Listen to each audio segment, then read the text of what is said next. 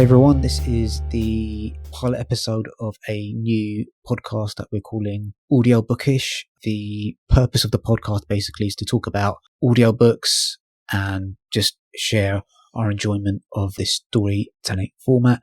My name is Fahed. You might have heard me from other such podcasts as Inconstant and See Through Panel, and my co-host for this podcast is Poppy Knight. Poppy, would you like to just give a brief intro to our listeners, to yourself? Hiya, I'm Poppy, and this is my first podcast, so you won't know me from any podcast before, but I'm excited about it. It should be good. I'm another publishing hopeful, hoping to break into the industry and love audiobooks as well as other formats, but definitely do love audiobooks, so that's me. Okay, and what we're planning on doing today is just talk about 5 audiobooks that we've really enjoyed. So, do you want to go first, Poppy, or do you want me to give my yes, if you can go first, yeah. Sure. So I've it's always difficult to pick favourites, isn't it? But I've gone with 3 that are kind of all-time favourites, and then 2 that maybe aren't necessarily favourites, but they're 2 that I've listened to recently and really enjoyed. So yes. My top one would have to be The Boy Who Could Fly, which is written by Sally Gardner and read by Andrew Sachs. And this is definitely one of the ones that got me into audiobooks. So I used to listen to it before I went to sleep at night. This is a children's book, so I have no idea how old I was, but pretty young. Probably too young that I couldn't have read the print version anyway. So yes, you should listen before going to bed, listened in the car. I can put myself exactly like where we were, what I could see out the windows, the time when we actually finished it, because obviously I'd keep falling asleep before it ended. And that final scene, every time I hear that, it puts me right back in the car with my mum, and where we were heading to and stuff like that. It's a really lovely book. It's part of a series called Magical Children, and basically the main character in it is granted a wish by a fat fairy that comes to his door when he's having a really miserable birthday, really ill, in bed, and there's this fat fairy, and he doesn't really believe what's going on. He's just like, okay, whatever. And then it turns out he ends up being able to fly, and it really helps him and his whole family, and it's a really lovely story and beautifully read by Andrew Sachs.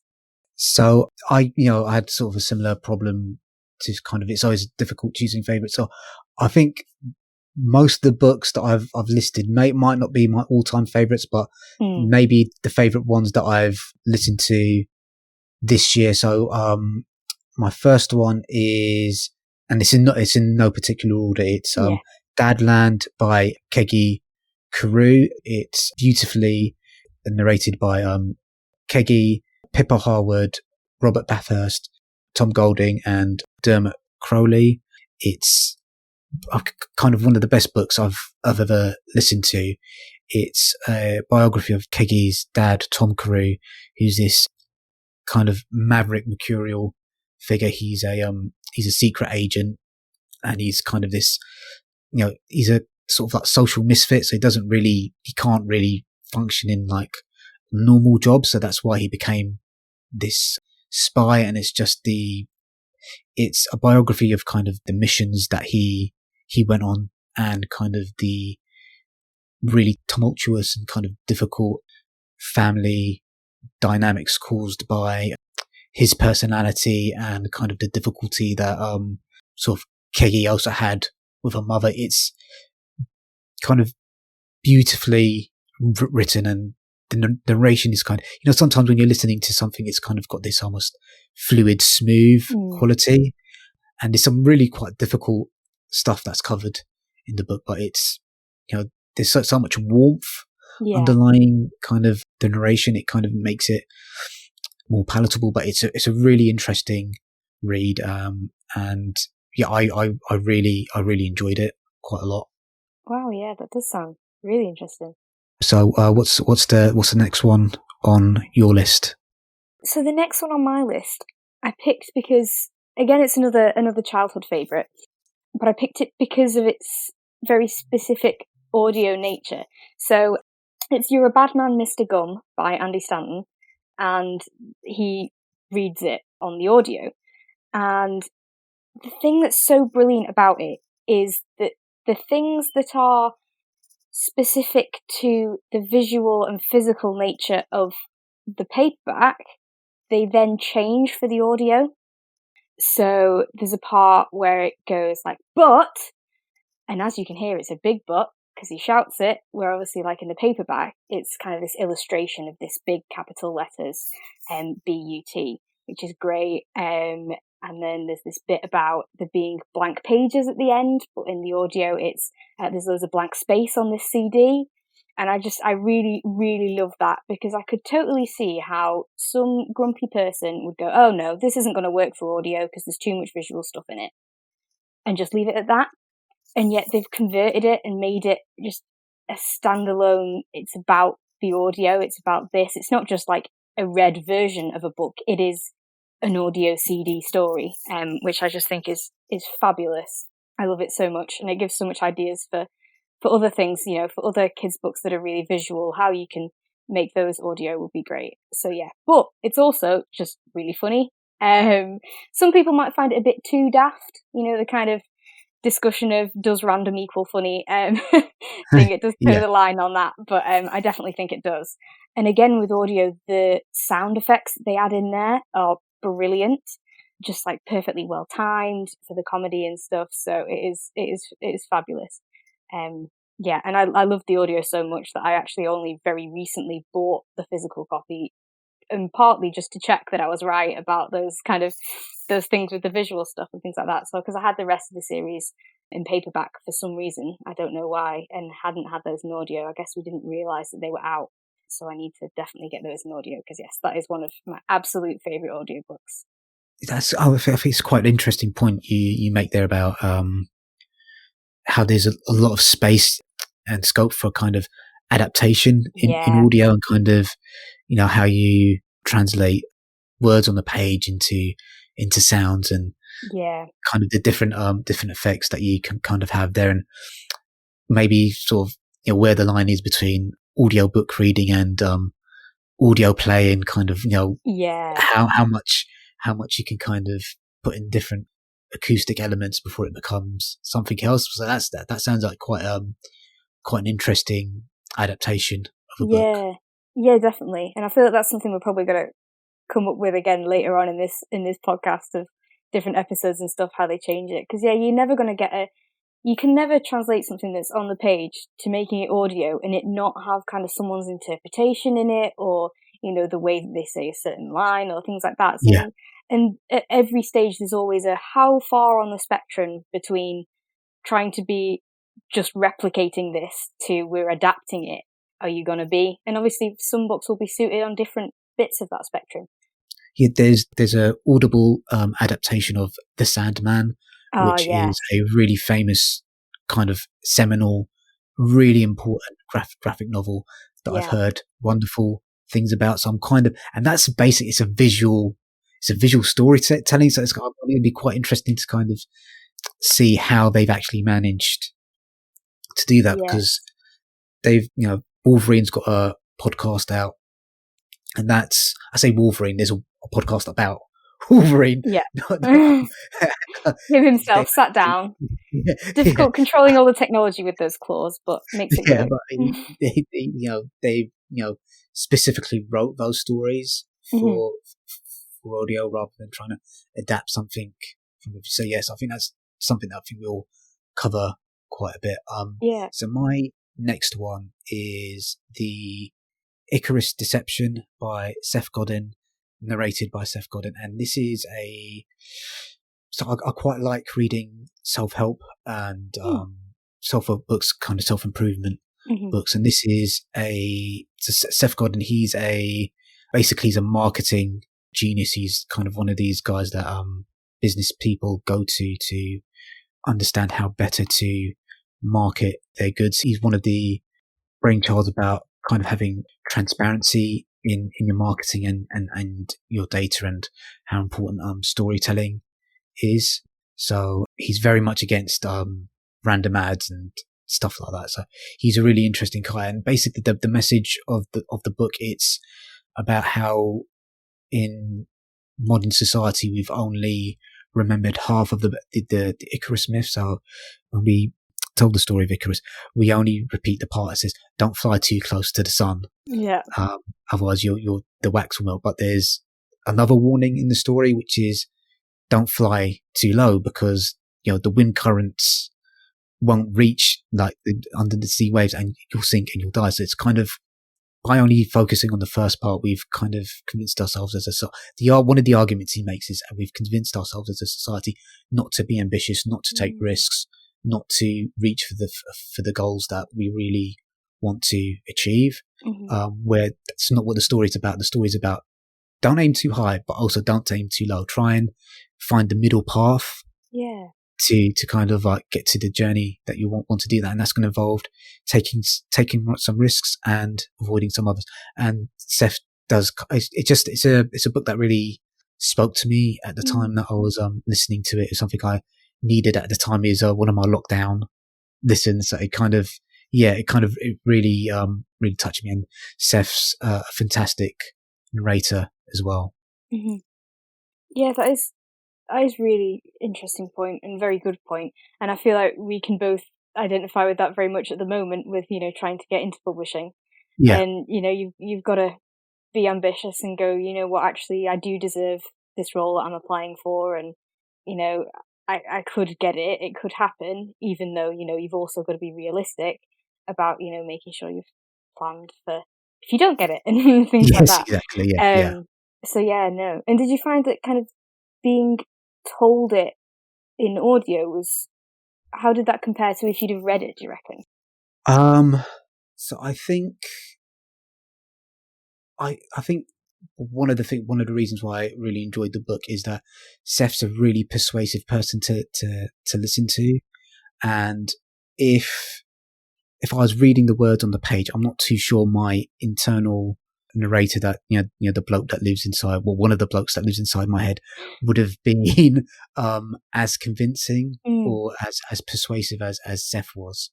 So yeah, I think it's quite it's a fascinating point you raised there, and kind of in terms of something you mentioned before about when you're reading something to yourself, what the voice inside your head sounds like, as opposed to when someone's narrating it. So I think it definitely had a stronger impact because Seth is really charismatic, and you can tell he really believes in what he's saying in the book as well. Yeah, no, that's really good. Yeah, what's your next one? Yeah, so my next one, again, it's my last kind of childhood one, and again, it's because it's something different about audio that I really loved, as well as really loving the stories. So it's the audio adaptations of the His Dark Materials series, which is obviously now also got its own TV adaptation. Yeah. After the film and stuff.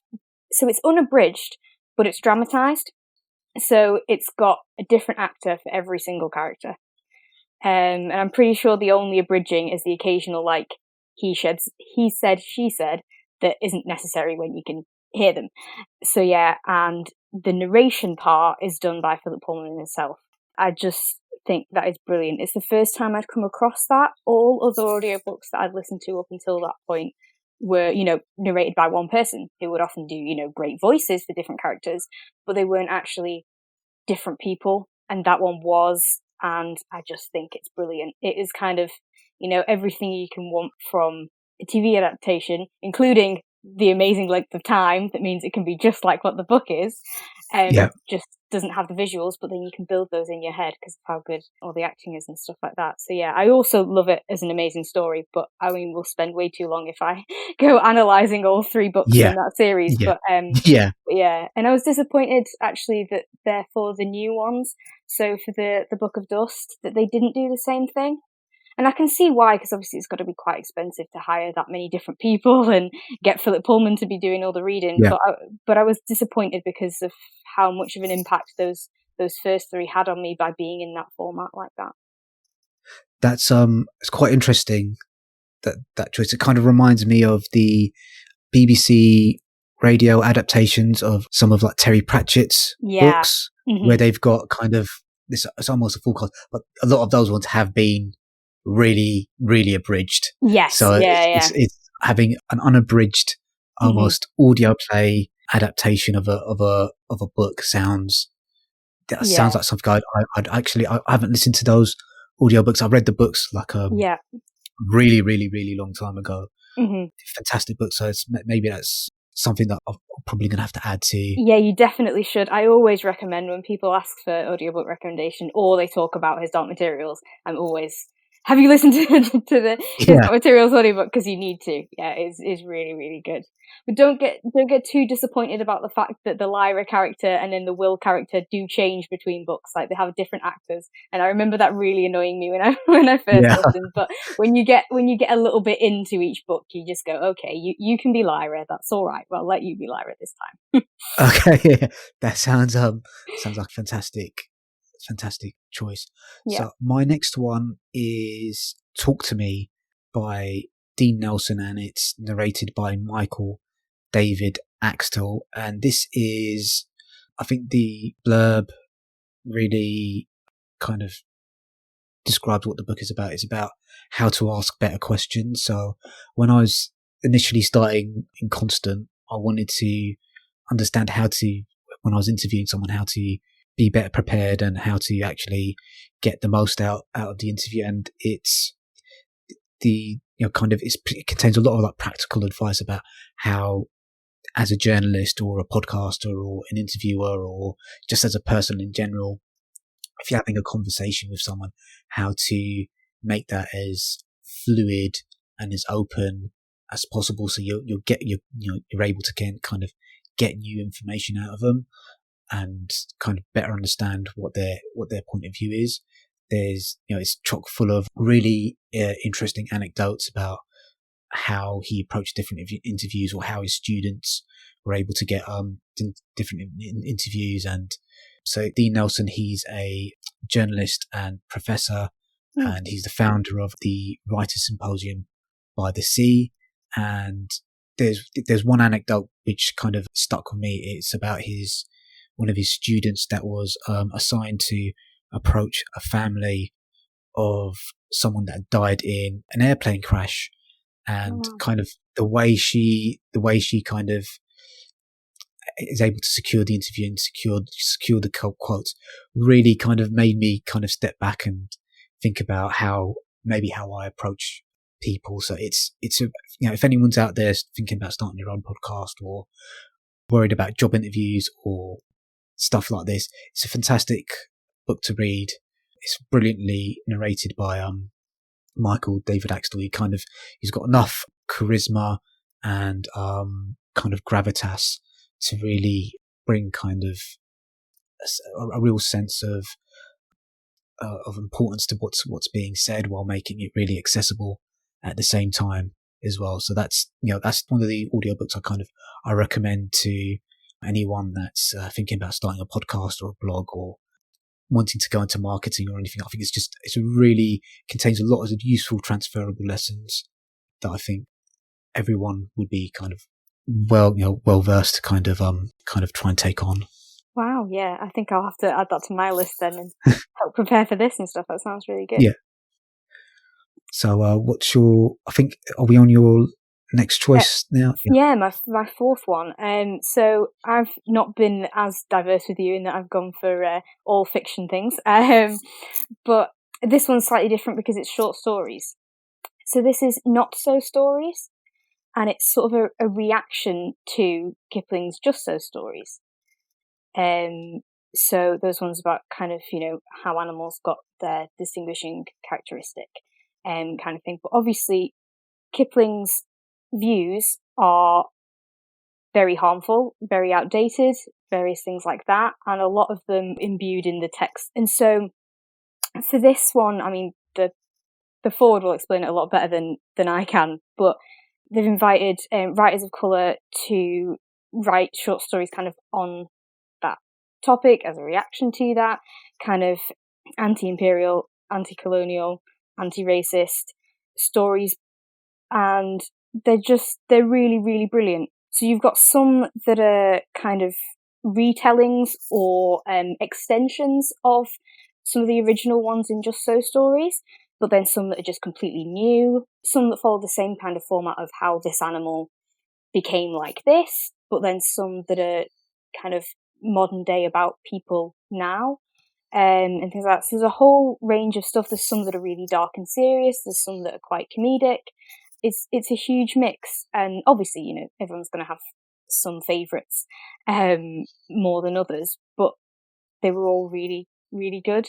So yeah, and they'd also had them narrated by different people, which I thought was really good, because with such a variety of voices in the different stories, if it was just read by one person, it wouldn't work.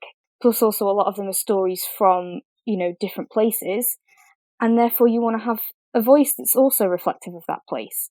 Otherwise, that's not going to work, and it's not going to fit with what the mission is of the book. So I thought that was really good. It's not a separate narrator for every story, but it's a number of different narrators for the different stories. And I thought they were really good. They both made you think and were just very entertaining and great to listen to. So yes, that's definitely something I'm going to go back to and listen to even more of them. Well, listen to them over again, not even more of them. Yeah. So yes, fully recommend. So my next one, I think it's the first fictional title on my list. I do actually really enjoy listening to fiction. I think it wasn't a criticism. Don't year, worry. yeah. It's just I was just looking at my list and just realised it's mostly non-fiction. I do really enjoy listening to fiction. It's just this year, I think, for some reason, a lot of the stuff I've really enjoyed has been non-fiction. So my next one is The Thief by Megan Whalen Turner. So this is a part of the Queen's Thief series. It's a fantasy series, and these books are just they're fantastic. The entire audiobook series has been really good, and I think I chose this one is that for the reason if I'd perhaps picked this up in a library on a bookshop, I might not have gotten all the way through it, but the strength of the narration by Steve West is fantastic. So Steve West manages to imbue the characters with a lot of charisma, and then he makes them kind of like sound really cool, even though they're kind of occasionally some of the dialogue, you know, in fantasy stories, especially if it's set kind of a long time ago, sometimes the dialogue can be a little bit Lord of the Ringsy. I don't know if there's a bit of it. So, but he manages to kind of imbue with a lot of charisma, makes all the characters sound really cool. It's the story is. Oh, I can't give too many spoilers into the story. No. Okay, so it's basically about Jen and this group of. So there's basically 3 warring countries, and two people from one of the countries are carrying out a secret mission to try and steal this artifact that's located in another country, and they kidnap this thief from underneath the palace cells to help them steal this artifact. And that's kind of as far as I'm willing to go into what the plot details are. It's every book in the series is fantastically written. Every one it kind of goes off in an unexpected direction. So that's the other thing that I quite enjoyed about the book is kind of sometimes with sci-fi and fantasy, it can be quite tropey and filled with cliches, and you can kind of tell what's going to be happening next. Yeah. That's not really, especially after the first book, that's not really the case, because you never really know what's going to happen. There's the other thing that I really enjoyed about this is that it's quite light fantasy, in terms of supernatural elements are very light touch. Yeah. So it's mostly about the human drama and the sacrifice and the trauma, and kind of each character trying to convince another character what the best way forward is, or trying to undermine them or convince them or threaten them. So that's the other thing that I really, really enjoyed about it. It's kind of an award-winning fantasy book as well. So that's another one that I really enjoyed as well. So I think that's 5 from me. 1, 2. I'm sure I've only done 4. Okay, so do you want to do your 5th one? Sure, I will do. Yeah. Try and find out which one your 5th one is. Yeah. So my fifth one was, I saw it recommended on a book YouTuber channel, specifically in the audiobook format. Yeah. So I thought, yeah, I'll definitely give that a go. So it's My Name is Leon by Kit Dewar, and it's read by Lenny Henry, and it is brilliant. It is, my kind of one-line description of it is, it's heartbreaking and heartwarming at the same time. So Leon, the main character, is a young boy, and he goes through some really difficult things, and people let him down, and things let him down, but also people are there for him, and people help him, and it's a really, really emotional book, and I got very nervous listening to it, that the worst was going to happen, and so happy when it didn't, and various things like that. I always, when it started off, I wasn't too sure about it, because I always find things where adults are voicing children, both when writers write children's voices and when narrators are doing a child's voice, I often find that quite uncomfortable. I often don't think it fully hits the nail on the head, or gets the age right, or seems, sometimes it feels like it's too simplistic, or sometimes it just doesn't feel right. So when I first listened, obviously there's quite a lot of that in the beginning of it, and I wasn't quite sure, but I was definitely proven wrong. I feel like I'm not explaining it very well, Yeah. but partly because I don't want to spoil it, a bit like you had, because there's things that happen that when you first start it, you might have on the blurb, because the blurb often does spoil the first half of the book, doesn't it? Yeah. So you might not, but I think it's important that you go on that journey with him.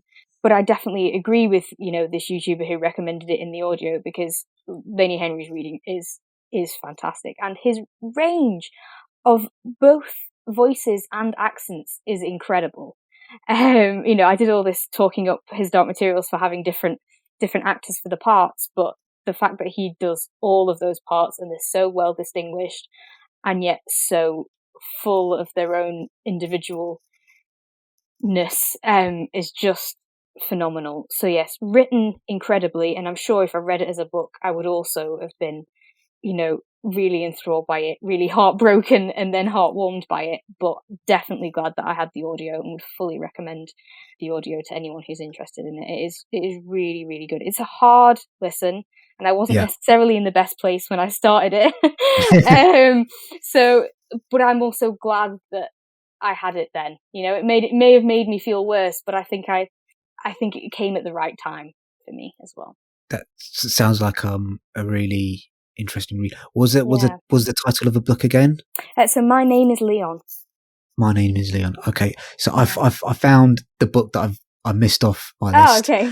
Okay, so it's again, I think it's quite similar to My Name is Leon. It's educated by Tara Westover, as narrated by Julie Whelan, and Tara it's her biography of her and her family, and she basically grew up, I think, if I remember correctly, is in a really hardcore sect of Mormonism.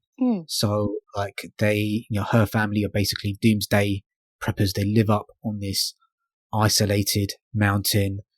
Her dad is kind of really suspicious of the United States government. He doesn't enroll them into school. He hasn't got birth certificates for them. So they're basically homeschooled. She's basically, and her brothers are basically homeschooled for the first part of their lives. And it's a little bit like Dadland. Educated kind of made me realize that truth really is stranger than fiction, because her family's come out and said some of the allegations made in the book aren't true. But even if some of them are true, it's just kind of, if someone had written this as a story, you would have thought, well, you're going a little bit too far there, mate. That's not realistic. It's a really harrowing, hard read at times. It covers themes of kind of familial abuse, kind of the this idea of leaving your religion as well is also kind of covered in the book. And there were times where I had to stop listening because it was getting just a little bit too upsetting, what was happening.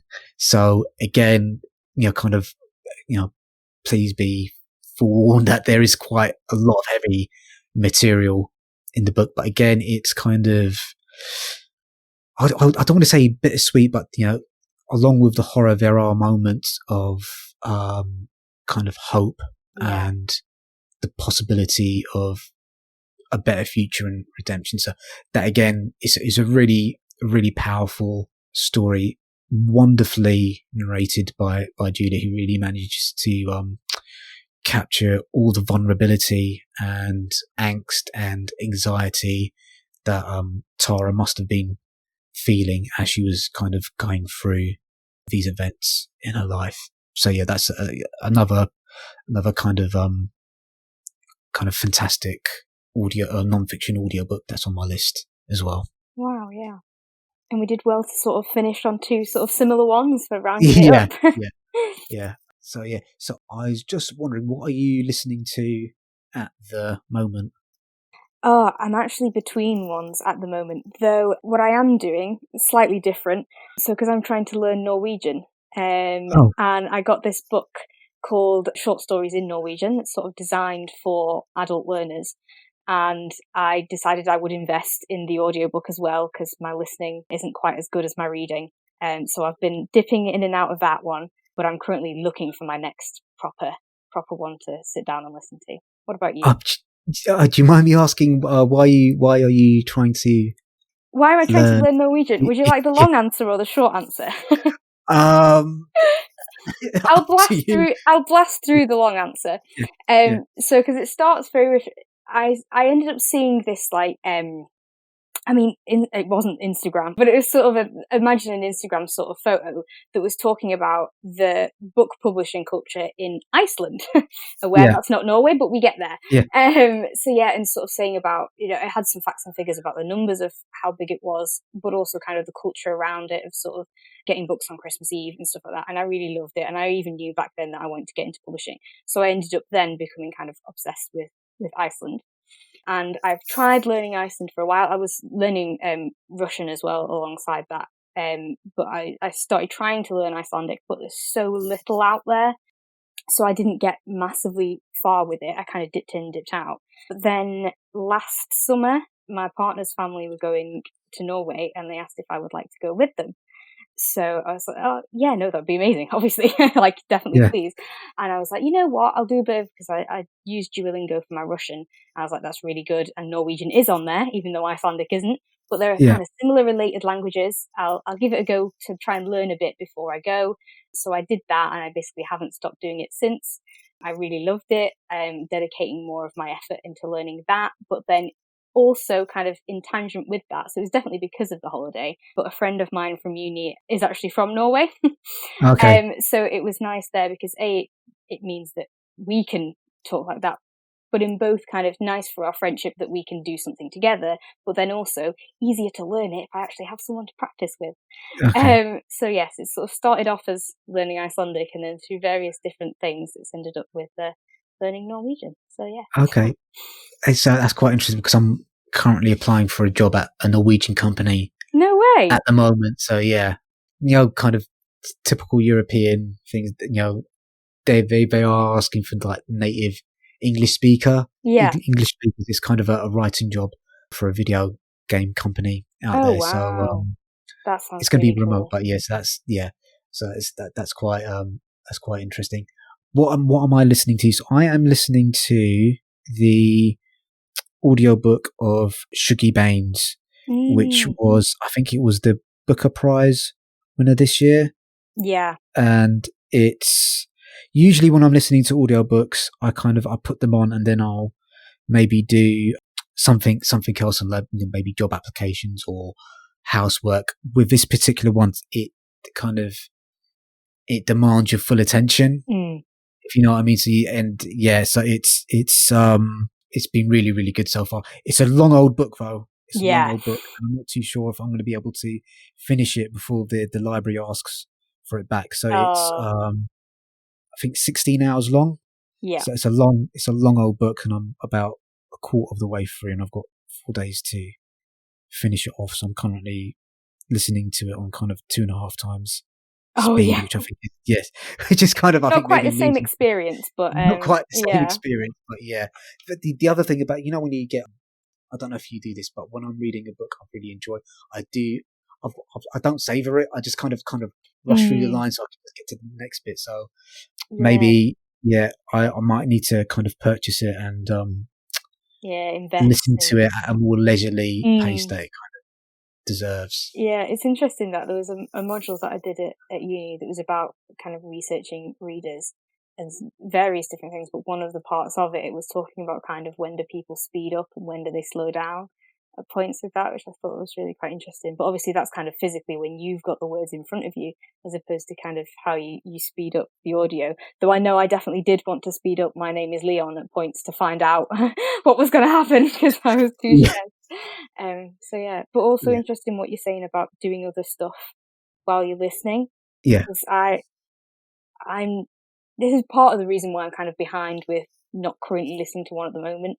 because I try and avoid, unless it's something that I've heard before, I try and yeah, avoid doing other stuff while I'm doing it because I know my brain will wander. So I normally end up trying to sit down, and even though I feel like I should be doing something else with my eyes or my hands or something like that, I tell myself no, because if you're reading a book, you'd just be sat here reading the book. So it's the same with yeah, audio, but sometimes I need reminding of that. But yeah, yeah. normally try and do it separate. That, So it's interesting how different people do it.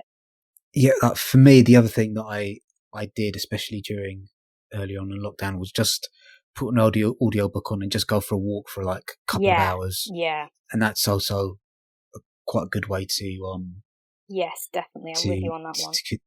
I hate that word, but to consume them. But Yes. that came to mind. But yeah, and the thing, yeah, that's quite a nice way to listen to them Hmm. as well. So we've been going for about 40 minutes, so I think that's quite good. Yeah, I think so. Okay, guys, so that's kind of the pilot episode done. I hope you enjoy it, and yeah, we'll be hopefully doing more of these in the future. Sounds good. Okay, guys, let's say bye. Bye, everyone. Bye.